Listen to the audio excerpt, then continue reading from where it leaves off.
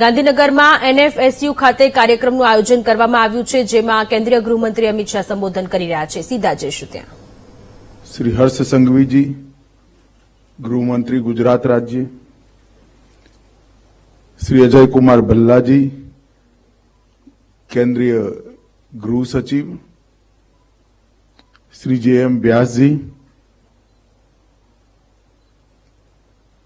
राष्ट्रीय forensic science university के कुलपति महोदय, श्री प्रियंक कानूनगो जी, अध्यक्ष राष्ट्रीय बाल अधिकार संरक्षण आयोग, और आज इस सम्मेलन में उपस्थित सभी सम्मेलन में हिस्सा लेने वाले पूरी क्रिमिनल जस्टिस सिस्टम के तीनों हिस्सों के तज्ञ जिन्होंने पेपर्स रखे हैं, ऐसे सभी स्टूडेंट्स और सभी विद्वज्जनों का मैं हृदय से आज की कॉन्फ्रेंस में स्वागत कर रहा हूं. मित्रों, नेशनल फॉरेंसिक साइंस यूनिवर्सिटी और इंडियन सोसाइटी ऑफ क्रिमिनोलॉजी द्वारा 5वां इंटरनेशनल और 24वां भारतीय अपराध विज्ञान सम्मेलन, इसका आज उद्घाटन होने जा रहा है. एक प्रकार से एक संयोग ही है कि ऐसे समय पर यह उद्घाटन होने जा रहा है जब भारत की क्रिमिनल जस्टिस सिस्टम एक नए एरा में प्रवेश कर रही है. भारत 150 साल पुराने तीनों क्रिमिनल जस्टिस के मूल कानून आईपीसी, सीआरपीसी और एविडेंस लॉ को स्क्रैप कर नए कानूनों को इंट्रोड्यूस कर चुका है. और संयोग की ही बात है कि तीनों कानून में जो प्रमुख मुद्दे हैं, उसमें 2 मुद्दे इसी कॉन्फ्रेंस से जुड़े हुए हैं. एक तो समय पर न्याय मिले और दूसरा सजा करने के दर को बढ़ाकर अपराधों पर लगाम लगाना. ये दोनों मुद्दों को टेक्नोलॉजी के स्वीकृति से ये तीनों कानून आगे बढ़ाने का प्रयास कर रहे हैं. न केवल प्रयास कर रहे हैं, बढ़ाने के लिए कानूनी व्यवस्था कर चुके हैं. शायद भारत में पहली बार 2-3 जगह पर एक्सपेरिमेंट कर फिर भी मैं कहूंगा, क्योंकि मैं ही कानूनों को पायलट कर रहा था, बड़े साहस के साथ हमने एक निर्णय किया है कि 7 साल और उससे बड़ी सजा के लिए हर क्राइम सीन पर फॉरेंसिक साइंस ऑफिसर का विजिट हमने कंपलसरी कर दिया. और मैं मानता हूं इससे इन्वेस्टिगेशन को भी सरलता मिलेगी, न्याय का काम करने वाले जस्टिस सिस्टम के सभी न्यायाधीशों को भी सरलता होगी और प्रोसिक्यूशन एजेंसी को भी सरलता होगी, और सजा का दर बढ़ाने में भी हमें बहुत बड़ी सफलता मिली. इसके साथ साथ पूरी प्रक्रिया को हम आधुनिक बनाने का भी प्रयास कर रहे हैं. और मैं बड़े विश्वास के साथ कह सकता हूं कि पूरी व्यवस्था करने में अभी 5 साल जाएंगे. इसके अलग अलग स्तर हैं, इसके अलग अलग समय अवधि है, परंतु 5 साल के बाद, ज्यादा से ज्यादा 5 साल के बाद, भारत की आपराधिक न्याय प्रणाली, क्रिमिनल जस्टिस सिस्टम विश्व की सबसे आधुनिक क्रिमिनल जस्टिस सिस्टम होगी. इसमें किसी को शंका रखने की जरूरत नहीं. और इसी समय ये जो आपकी कॉन्फ्रेंस होने जा रही है वो बहुत रिलेवेंट है और उपयोगी भी है. मित्रों, नरेंद्र मोदी जी के नेतृत्व में इसी विषय की बात करें, ढेर सारे क्षेत्रों में ढेर सारे ऐतिहासिक काम हुए हैं। मैं हमेशा कहता हूं, कोई सरकार 50 साल चले तो 4-5 युग परिवर्तनकारी काम करती है। ये सरकार ने 10 साल में 50 से ज्यादा युग परिवर्तनकारी काम करे, हर क्षेत्र में करें। मगर मैं इसी क्षेत्र की बात करूं तो 3 बड़े काम ये 10 साल के अंदर हुए, और वैसे तो विगत 5 साल में हुए। एक, 40 सालों के बाद नई राष्ट्रीय शिक्षा नीति लेकर ये सरकार आई।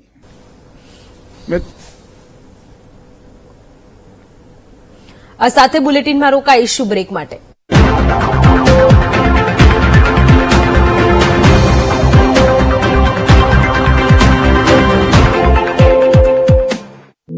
मेरे खाते पीते फूडी घर में चेंज लाने के लिए मुझे बहुत कुछ बदलना पड़ा।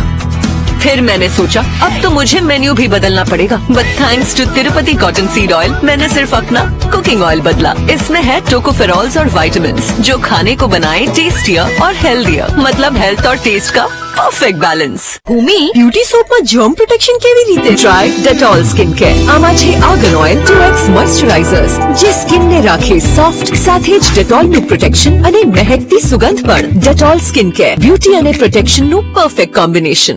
રિસર્ચમાં પડી છે ખબર, મંગળ ગ્રહ પર છે બરફ અને ટેમ્પરેચર છે બિલકુલ કોલ્ડ। ડ્રિંક, જ્યુસીસ, चा, कॉफी, बिस्किट, नमकीन, બધા પર જબરજસ્ત ઓફર્સ। સ્માર્ટ બજાર ફૂલ પૈસા વસૂલ સેલમાં આવી ગયો ઇન્ડિયાનો સૌથી મોટો સેલ, સ્માર્ટ બજાર ફૂલ પૈસા વસૂલ સેલ। 24 થી 28 જાન્યુઆરી શોપિંગમાં ફૂલ પૈસા વસૂલ જોઈએ તો સ્માર્ટ બજાર જઈએ અથવા જીઓ માર્ટ એપ પર શોપિંગ કરો। પહેલા સેલમાં કુશલ, પછી બધું મંગલ।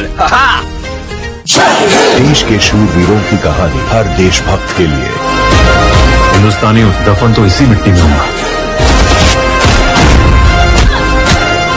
देखिए इंडियन पुलिस फोर्स सिर्फ प्राइम वीडियो पर। हे गाइस, वरुण આજકાલ કોલેજમાં આમાં શીખવાડે છે, તું ખૂબ જ સરસ છે।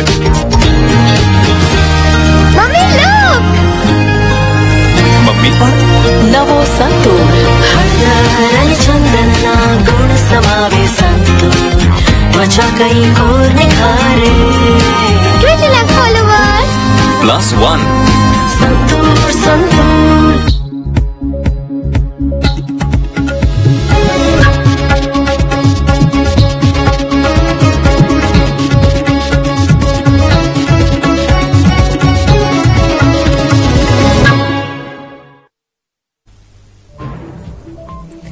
અયોધ્યામાં રામલલ્લાના દર્શન માટે ભક્તોની ભીડ। થોડા સમય માટે મંદિરના કબાટ બંધ, ત્યારે ભગવાનની એક ઝલક માટે પડાપડી થઈ। ગાંધીનગરમાં એનએફએસયુના કાર્યક્રમમાં કેન્દ્રીય ગૃહમંત્રી અમિત શાહ રહ્યા હાજર। જુદા જુદા વિષયો પર 3 દિવસ માટે આંતરરાષ્ટ્રીય કોન્ફરન્સ, એનએચઆરસીના અધ્યક્ષની હાજરીમાં કાર્યક્રમ। સુરતના રાંદેરના પાલનપુરમાં ધોરણ 7માં ભણતી તરુણીએ આપઘાત કર્યો। ઘરમાં ગળે ફાંસો ખાઈને ટૂંકાવ્યું જીવન, આત્મહત્યાનું કારણ અકબંધ। ઈડરમાં નેશનલ હાઈવેની જમીન સંપાદનને લઈને ખેડૂતોમાં રોષ।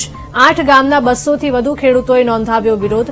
10 કુવા અને 25 બોર કપાતમાં જવાથી ધરતીપુત્રો મુશ્કેલીમાં મુકાયા। ચીનના યુનાનમાં ભૂસ્ખલનથી 11 લોકોના મૃત્યુ થયા। બચાવ દળ દ્વારા પીડિતોની તલાશ શરૂ કરાઈ। મોટા પાયે નુકસાનીની ભીતિ।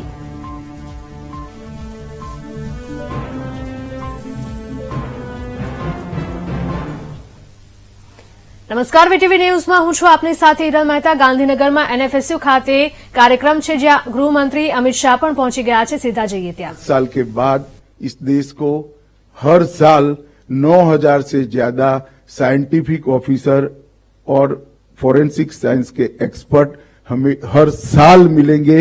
ऐसी व्यवस्था हमने एडवांस में कर दी है जो हमारी रिक्वायरमेंट को पूरा करेगी।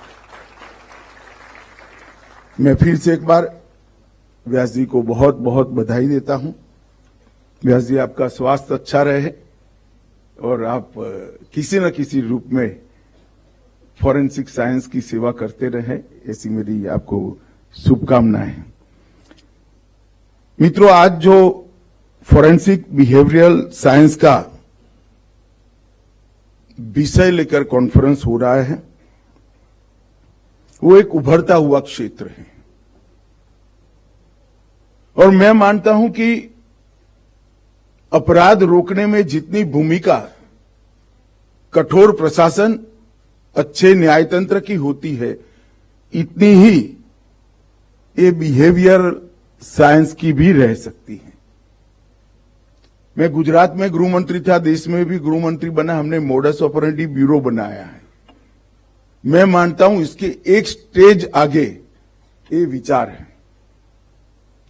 अगर बिहेवियर का स्टडी ढंग से कर लिया जाता है और उसका शिक्षा के अंदर और प्राथमिक शिक्षा के अंदर विशेषकर स्थान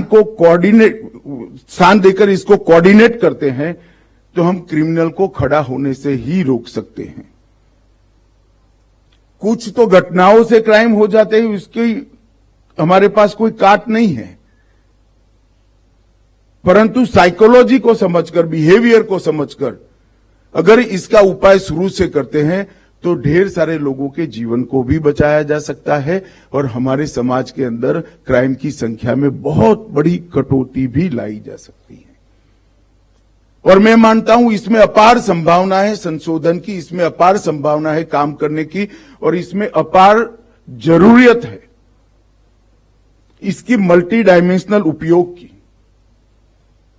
सिर्फ आप लोग स्टडी करोगे और स्टडी कर कर, मैंने भी आज कुछ पुस्तक प्रकाशित कर दिए, पेपर्स लिखोगे, वाहवाही होगी, इससे नहीं होगा। इसको अप्लाई करने के लिए मल्टी डायमेंशनल अप्रोच के साथ आपने अन्य विभागों का भी संपर्क भी करना पड़ेगा, प्रयास भी करना पड़ेगा और थोड़ा आग्रही भी होना पड़ेगा। फोरेंसिक साइंस अपने आप में आइसोलेशन में समाज की सेवा नहीं कर सकता। न्याय के जितने भी स्टेक होल्डर है न्याय प्रक्रिया के, इसके साथ फोरेंसिक साइंस का इंटीग्रेशन हम जब तक नहीं करते हैं, हमें फायदा नहीं होगा। फोरेंसिक साइंस का उपयोग इन्वेस्टिगेशन में भी होना चाहिए, फोरेंसिक साइंस का उपयोग प्रोसिक्यूशन में भी होना चाहिए, फोरेंसिक साइंस का उपयोग न्याय प्रणाली में भी होना चाहिए और अब फोरेंसिक साइंस के द्वारा दिए गए कारणों को एजुकेशन के अंदर भी एडॉप्ट कर हमने एक स्टेप आगे जाने का समय आ गया है। आज इस विषय पर जो आप चर्चा करेंगे वो हो सकता है कि 10-15 साल के बाद देश, दुनिया की और देश की सेवा करे, मगर ये बहुत महत्वपूर्ण विषय है और विषय के चुनाव के लिए भी मैं आयोजकों को बहुत बहुत बधाई और साधुवाद देना चाहता हूं। प्रिवेंटिव, प्रिडिक्टिव और प्रोटेक्टिव पुलिसिंग की दिशा में ये महत्वपूर्ण आयोजन है। क्रिमिनल माइंड का गहराई से अध्ययन, क्रिमिनल बिहेवियर का अध्ययन और उसका आने वाले दिनों में अपराध को रोकने में स्ट्रेटेजिकल उपयोग और अपराधी खड़े न होने देने में स्ट्रेटेजिकल उपयोग, ये करते हैं तो बहुत बड़ी सेवा हम पूरी दुनिया की कर सकते हैं, ऐसा मुझे लगता है। इसमें पुलिसिंग, इन्वेस्टिगेशन और फोरेंसिक तीनों क्षेत्र के प्रोफेशनल एक्सपर्ट्स को समाहित किया है। लगभग 380 शोध पत्र यहां पर रखे गए हैं। 20 टेक्निकल सेशनों में पूरे सेमिनार को बांटा गया है। मैंने बारीकी से इसको देखा है। एक दो मेरे सुझाव थे, अगली कॉन्फ्रेंस के लिए मैं व्यास जी को दे दूंगा, मैं यहां सार्वजनिक करना नहीं चाहता, परंतु आपने जो प्रयास किया है एक प्रकार से कंप्लीट, संपूर्ण प्रयास है। इसके लिए मैं बहुत मन से आप लोगों को अभिनंदन देना चाहता हूं। आज यहां पर एक डिजिटल फोरेंसिक एक्सेलेंस सेंटर का भी इनॉग्रेशन हुआ है। Computer, mobile, multimedia, drone, social media, cloud, crypto currency, fintech, preventive forensics, dark web, ये सब के प्रोटेक्शन के लिए और इससे खड़ी हो रही चुनौतियों को हम ढंग से पार कर सके, इसलिए कैपेसिटी बिल्डिंग के लिए और इन्वेस्टिगेशन में दोनों में सेंटर बड़ी मदद करेगा, इसका मुझे पूरा विश्वास है। मित्रों, हम सब जानते हैं भारत अपने अमृत काल में प्रवेश कर चुका है। आजादी मिली तब अनेक लोगों की कल्पना थी, दुनिया के ढेर सारे पंडितों, कोई अनुचित भी नहीं था, मेरा उनसे कोई फरियाद नहीं है, मगर ढेर सारे लोगों की कल्पना थी कि भारत जैसा देश कैसे स्वतंत्र होकर चल पाएगा, ब्रिटिशरों के बगैर हम कैसे चलाएंगे देश को, ये बड़ी आशंका थी दुनिया में। परंतु 75 साल में आज दुनिया का सबसे बड़ा लोकतंत्र बने हैं और हमारे लोकतंत्र की नींव पाताल से गहरी गई। अनेक स्तर पर अनेक बार सत्ता परिवर्तन लोही की खून की बूंद बहाए बगैर हमने करा है और लोकतंत्र के लिए भारत का जनमानस का आस्था, इस पर दुनिया में आज कोई सवाल खड़ा नहीं कर सकता। हमने लोकतंत्र हमारी रगों में है, ये दुनिया को दिखाया है। उस वक्त जब अमृत काल में हमने हमारी सिद्धियों का वखान भी किया, सिद्धियों की प्रसिद्धि भी की, सिद्धियों पर गौरव भी लिया, इसके साथ साथ मोदी जी ने 75 साल से 100 साल की यात्रा का लक्ष्य भी देश के नागरिकों के सामने रखा है। 2047 15 अगस्त को जब देश की आजादी के 100 साल समाप्त होंगे, उस वक्त समाज जीवन के हर क्षेत्र के अंदर भारत विश्व में सर्वप्रथम हो, वो 140 करोड़ भारतीयों का संकल्प है और उसको लेकर भारत आगे बढ़ रहा है। एक महान भारत की रचना के लिए हम आगे बढ़ रहे हैं और अगर मोदी जी के इस संकल्प को हमने चरितार्थ करना है तो ढेर सारे रिफॉर्म्स मोदी जी ने किए हैं।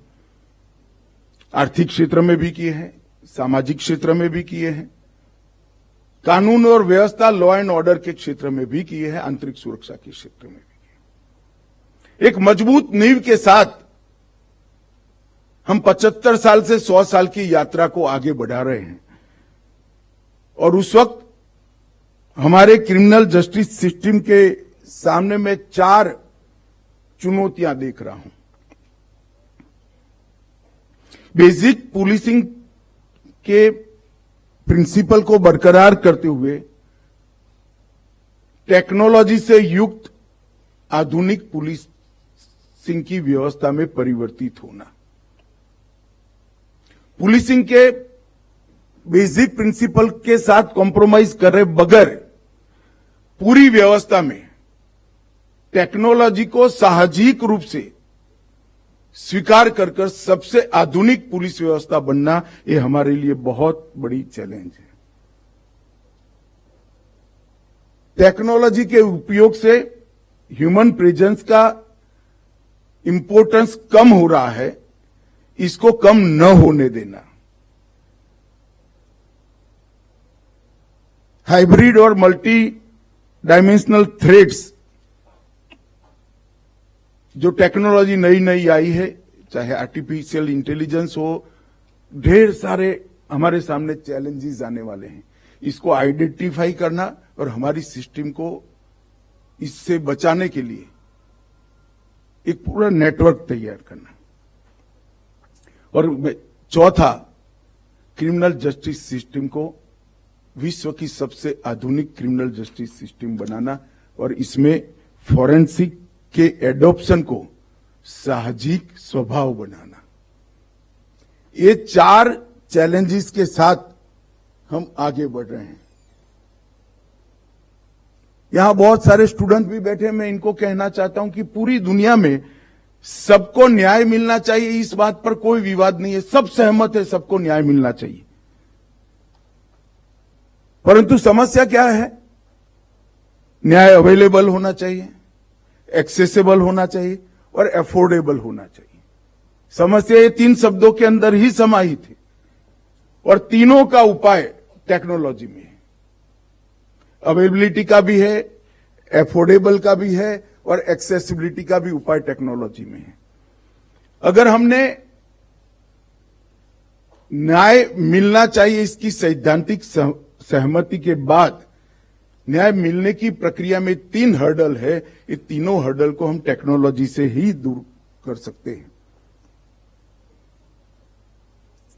और इसीलिए नए कानून लाए गए हैं और इसमें आज के जैसी कॉन्फ्रेंस का बहुत बड़ा रोल रहने वाला है। क्राइम के फॉर्म और मोड और मेथड हर रोज बदल रहे हैं। एक जमाने में एक बहुत बड़ी उक्ति थी, शायद के.एम. मुंशी ने बोला हुआ वाक्य है कि पुलिस को अपराधी से 2 कदम आगे रहना चाहिए। जब वो गवर्नर साहब थे तब एक वाक्य बोले थे पासिंग आउट परेड में कि पुलिस को 2 कदम अपराधियों से आगे रहना चाहिए। मैं कहना चाहता हूं अपराध और अपराधियों से पुलिस को 2 जनरेशन आगे रहने की जरूरत है, तभी अब आप कर पाओगे। क्योंकि टेक्नोलॉजी की जनरेशन ह्यूमन जनरेशन से बहुत फास्ट चेंज हो जाती है। तो हमारी सिस्टम अगर अपराधियों से 2 जनरेशन आगे रहती है तो ही हम अपराध को रोकने की दिशा में सफल होंगे। और मैं विशेषकर व्यास जी को कहना चाहता हूं, टेक्नोलॉजी के जो नीति नियम है क्राइम को रोकने के लिए, इसमें वैश्विक साम्यता लाने का भी प्रयास करना चाहिए। टेक्नोलॉजी एक ऐसा क्षेत्र है जिसमें हर व्यक्ति इंडिविजुअल पूरे विश्व का मदद कर सकता है। हम फ्लो को ठीक करें तो मुझे लगता है टेक्नोलॉजी का सबसे ज्यादा उपयोग कर सकते हैं और फ्लो तभी ठीक हो सकता है जब इसकी कानूनी व्यवस्था में साम्यता हो। तो इसके लिए भी कुछ काम करना चाहिए। क्रिमिनल जस्टिस सिस्टम, टेक्नोलॉजी और फोरेंसिक इन्वेस्टिगेशन को इंटीग्रेट करना हमारे लिए बहुत बड़ी चैलेंज थी। मेरा यहां जो विद्यार्थी बैठे हैं, स्टूडेंट्स बैठे हैं, इनसे आग्रह है कि 3 कानूनों का आप जरूर बारीकी से अध्ययन करना। हमने कानूनों में इन्वेस्टिगेशन, प्रोसिक्यूशन और न्यायिक प्रक्रिया तीनों के अंदर फोरेंसिक साइंस को कानून के आधार पर बहुत बड़ा स्थान दिया है। और आपके इंटरेस्ट की भाषा में कहूं तो आपके लिए एक बहुत बड़ा क्षेत्र नया उभर कर आपकी कैरियर के लिए जनरेट होने जा रहा है। फोरेंसिक टेक्नोलॉजी की मदद से इन्वेस्टिगेशन का इसकी स्वतंत्रता, ऑटोनॉमी और फेयरनेस तीनों को हम अच्छे तरीके से कानूनी जामा पहनाकर प्रोटेक्ट कर पाए। इन्वेस्टिगेशन इंडिपेंडेंट होगा, इसकी ऑटोनॉमी भी बनी रहेगी और फेयरनेस भी बनी रहेगी, क्योंकि जो वैज्ञानिक सबूत होते हैं ये फेस नहीं देखते हैं, ये रिजल्ट देखते हैं। तो ऑटोमेटिकली फेयरनेस बन जाती है। और जज साहबों के लिए भी यहां पर बैठे हैं काफी लोग, बड़ी सरलता हो जाती है कि सच बोल रहा है झूठ बोलता है, इस माथापच्ची करने की जरूरत नहीं है। रिकॉर्ड